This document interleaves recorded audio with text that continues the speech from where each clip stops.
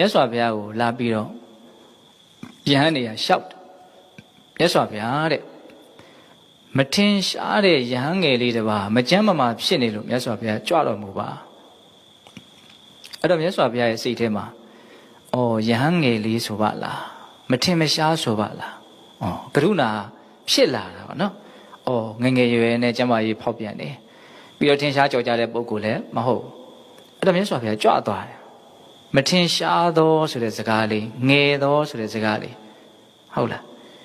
အဲ့ဒါလေးတွေပါမှတ်တမ်းတင်ထားတယ်ဒီသုတ်တန်ထဲမှာအဲ့ကြွသွားတဲ့အခါကျတော့ဟောတော့ယဟန်လေးကမြတ်စွာဘုရားကြွလာတာမြင်တဲ့အခါကျတော့နေရာကနေထပြီးတော့ဖဲပေးမယ်ပေါ့နော်အဲ့တော့မြတ်စွာဘုရားမသိတော်ဘူးတင်ဟာမကြမ်းမမာဖြစ်နေတာကိုယ့်အကိုချမ်းသာတယ်လို့နေငါဒီမှာခင်းထားတဲ့နေရာရှိတယ်အဲ့ဒီနေရာမှာငါထိုင်မယ်မြတ်စွာဘုရားထိုင်ပြီးတော့မြတ်စွာဘုရားဘယ်လိုတော့ယောဂအခြေအနေတတ်တာရဲ့လားပြောရင်ပုံမှန်ပြောရင်အဲ့ဒီတိုင်းပေါ့နော်အဲ့လိုမေးတဲ့အခါကျတော့မြတ်စွာဘုရားမတတ်တာဘူးဖေယောဂဝိဒနာအဲ့လိုဆိုလို့ရှိရင်တင့်ရဲ့စိတ်ထဲမှာနော်ဘယ်လိုများနှလုံးမသားမရမှုတွေရှိသလဲစိတ်မချမ်းသာတာဘာရှိလဲပေါ့လူမမာမေးပုံလေးနော်အဲ့ဒါမြတ်စွာဘုရားတဲ့တပည့်တော်မှာနှလုံးမသားမရမှုတွေအများကြီးရှိတယ်တဲ့ဒါဘာလို့စိတ်ဆင်းရဲနေရတာတော့မင်းမှာတီလကိုကျင်တရားနဲ့ပတ်သက်ပြီးတော့ကိုဆွတ်ဆွဲနေသလားဆိုလိုတာကတီလမစင်ကြယ်လို့မြန်ကိုနောင်တနဲ့ပူးနေသလားလို့မေးတာအဲ့ဒါမြတ်စွာဘုရားတပည့်တော်တီလစင်ကြယ်ပါတယ်တဲ့တီလနဲ့ပတ်သက်ပြီးတော့တပည့်တော်ဆွတ်ဆွဲမှုမရှိပါဘူးတဲ့ဒီလိုပြောနိုင်ဖို့မလွယ်ဘူးနော်တီလနဲ့ပတ်သက်ပြီးတော့တပည့်တော်ဖြူရှင်တဲ့တန်ရှင်းတယ်တီလဖြူရှင်တန်ရှင်းမှလဲကနေတီလနဲ့ပတ်သက်ပြီးတော့ကိုမဆွတ်မဆွဲဘူးဆိုလို့ရှိရင်ဘာနဲ့ပတ်သက်ပြီးတော့မင်းကစိတ်မချမ်းသာဖြစ်နေရတာတော့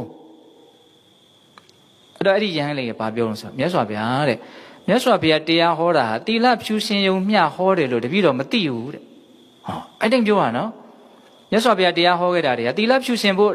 အတွက်ဟောခဲ့တာလို့တပည့်တော်မသိဘူးတဲ့ဟာအဲ့လိုဆိုရင်ငါတရားဟောခဲ့တာတွေကဘာအတွက်ဟောတာလို့မင်းကသိထားတာတော့အဲ့တော့အဲ့ဒီယဟန်ငယ်လေးကဘာလျှောက်တယ်ထင်တော့မြတ်စွာဘုရားတရားဟောတာတွေဟာယာကကင်းဖို့အတွက်ဟောခဲ့တာလို့တပည့်တော်သိထားတယ်တဲ့ဒီဟာကိုဘုံဘုံကကောင်းကောင်းနားလည်စီရင်နော်စောစောကတင်ညာ12ပါးဘုဇင်9ပါးပွားများတဲ့အခါမှာယောဂပျောက်ဖို့ဆိုတဲ့ရည်ရွယ်ချက်ကလေးနဲ့လောက်ရမှာမဟုတ်မြတ်စွာဘုရားဖြစ်စေခြင်းတာမြတ်စွာဘုရားဟောတဲ့တရားတွေအားလုံးရဲ့အဓိကရည်ရွယ်ချက်ကပါလဲယာကကင်းဖို့တဲ့အာယုန်ရဲ့ပုံမှာဆွဲမဲ့တဲ့ကာမယာကကာမအာယုန်ရဲ့ပုံမှာဆွဲမဲ့မှုကာမယာကဟုတ်လားဘဝရဲ့ပုံမှာဆွဲမဲ့မှုဘဝယာကဒီလိုယာကဆိုတဲ့ဆွဲမဲ့မှုတွေကင်းဖို့အတွက်မြတ်စွာဘုရားတရားဟောခဲ့တာလို့တပည့်တော်သိထားတယ်နားလည်ထားတယ်ဗျာတဲ့ဆိုလိုတာသူ့မှာယာကမကင်းသေးတဲ့အတွက်ကြောင့်သူ့စိတ်ထဲမှာယာကကင်းနေတယ်ယောဂလည်းဖြစ်နေတယ်အဲ့ဒါသူစိတ်မချမ်းသာအဲ့တော့မြတ်စွာဘုရားတာဓုခေါ်တယ်ဟုတ်တယ်တဲ့ငါဟောခဲ့တဲ့တရားတွေဟာယာကကင်းဖို့အတွက်ဟောခဲ့တာသီလဖြူစင်ဖို့အတွက်ဟောခဲ့တာမဟုတ်ဘူးလို့တော့ဆိုလိုတာမဟုတ်ဘူးနော်ဆိုလိုတာဒီနေရာမှာအဓိကနဲ့တာမင်ညကိုဘုံဘုံတို့ခွဲပြီးတော့နားလည်ဖို့လို့တယ်မြတ်စွာဘုရားဟောခဲ့တဲ့တရားတွေဟာအဓိကပါလေယာကကင်းဖို့အတွက်ဟောခဲ့တာတဲ့အဲ့ဒါနဲ့မြတ်စွာဘုရားသူ့ကိုမေးတယ်အဲ့လိုဆိုရင်အဲ့ဒီမှာစတရားဟောဒီမျက်စိဆိုတဲ့သဘောတရားသိတယ်ဆိုတာကိုယ်ခန္ဓာကိုယ်ကြီးအကြောင်းကိုသိတာကိုပြောတာနော်အဲ့တော့ခန္ဓာကိုယ်ကြီးအကြောင်းကိုစပြီးတော့မြတ်စွာဘုရားဝေဖန်တာမျက်စိနာနာလျှာကိုယ်စိတ်ဆိုတဲ့ဒီအာယတနာ6ပါးအစု6စုကနေအဲ့ဒီရှုတော့ကနေချင်းကပ်ပြီးတော့ဝေဖန်ပါခန္ဓာ၅ပါးရှုတော့ကဝေဖန်တာလည်းရှိတယ်နော်ရုပ်ဝေဒနာသင်္ညာသင်္ခါရဝိညာဉ်ဟုတ်လားအခုကပါတော့မျက်စိနာနာလျှာကိုယ်စိတ်ဒါလည်းပဲအစုအဝေးကြီးမတစ်ခုတော့6ခုဟုတ်လား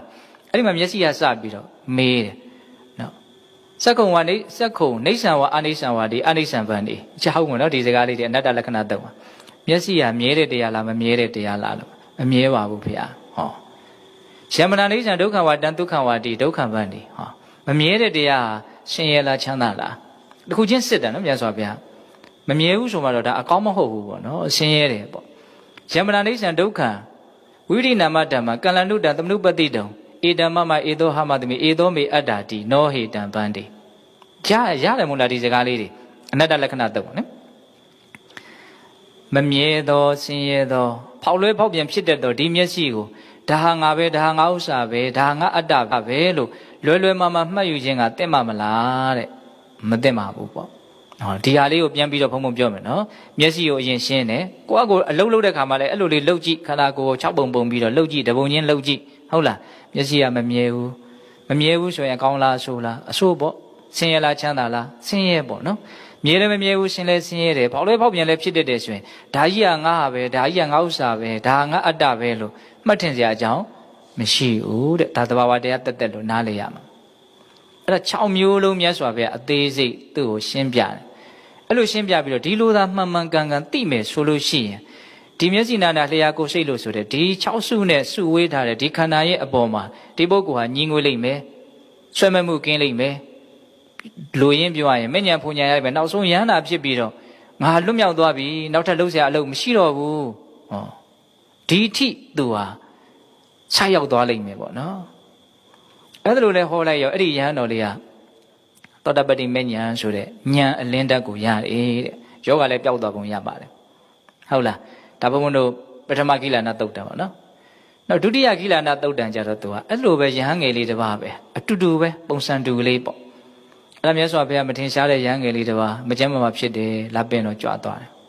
အဲ့ဒါဟိုရောက်တဲ့ခါကျတော့စောစောလိုပဲမေးတယ်တက်တာရလားမတက်တာဘူးဗျာဒါနဲ့ရင်မင်းဘာစိတ်မချမ်းသာတာရှိတော့မစိတ်မချမ်းသာမှုတွေတော့အများကြီးပဲဘာလို့စိတ်မချမ်းသာတာတော့သီလပျက်စီးလို့လားသီလနဲ့ပတ်သက်ပြီးတော့ကိုယ့်ကိုဆွဆွဲနေလားမဟုတ်ဘူးဟာအဲ့လိုဆိုရင်ဘာကြောင့်တော့ဟောအဲ့ဒီမှာ तू ပြောတာလေးနည်းနည်းကွဲလွဲမှုရှိစောစောယဟန်လေးကတော့မြတ်စွာဘုရားတရားဟောတာဟာຢာကကင်းဖို့အတွက်ဟောတာလို့တပည့်တော်သိထားတယ်လို့ပြောခဲ့တာနော်အခုဒီယဟန်လေးကတော့ဗာပြောတော့မြတ်စွာဘုရားတရားဟောခဲ့တာတဲ့ဥပါဒံကင်းဖို့အတွက်တရားဟောခဲ့တာလို့တပည့်တော်နားလည်ထားတယ်တဲ့အစွဲဥပါဒံနေဟုတ်လားအစွဲဥပါဒံနေဥပါဒံ၄မျိုးတောင်ရှိရနော်အဲ့ဒါလည်းပဲအသေးစိတ်ကလေးတရားတစ်ပုဒ်ဟောစရာကောင်းတယ်ဥပါဒံ၄ပါးဟုတ်လားမွေရနဲ့ဖားကိုကြိုက်ထားတယ်ဘလို့မှမလွတ်ဘူးအဲ့လိုပဲအာယုံစိတ်ကဖမ်းယူထားတာမလွတ်နိုင်ဘူးနော်ဥပါဒံရဲ့ဥပမာလေးကိုအဲ့လိုကျမ်းစာလေးထဲမှာပြောတယ်ဟုတ်လား